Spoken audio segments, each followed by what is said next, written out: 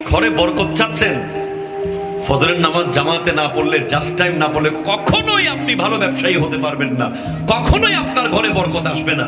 দেখবেন এই নুন আনতে পান্তা ফুরাবে, এই খাবার আনতে বাদ ফুরিয়ে যাবে। আপনি দেখবেন নাহলে অসুস্থ, না হলে এই সমস্যা, না হলে ওই সমস্যা।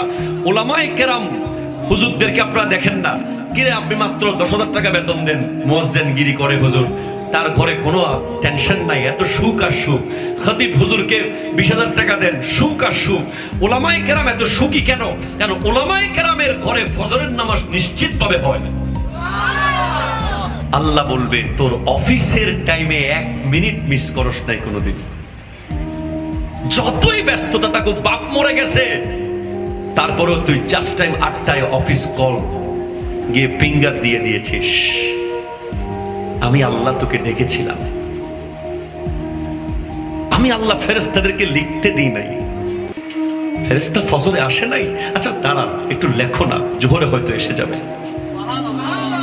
তুই জোহরে আসস নাই, আমি স্টপ রেখেছি, হয়তো আসরে আসবে। তুই আসরে আসস নাই, আমি স্টপ রেখেছি, হয়তো মাগরিবে আসবে। তুই মাগরিবে আসস নাই, আমি দয়া করে তোর সেই গুনাহ লিখতে দিই নাই, হয়তো এশায় চলে আসবে। তুই আসলি না, তুই আসতি নিজের জন্য আসতি। আমি আল্লাহ তো তোকে বলেছি তুই আমার জন্য 1 ইঞ্চি নাম, আমার জন্য একটু নাম, আমি তোর জন্য। আমার আল্লাহ, আমরা একটু গেলে আল্লাহ আরো দ্রুত আসে।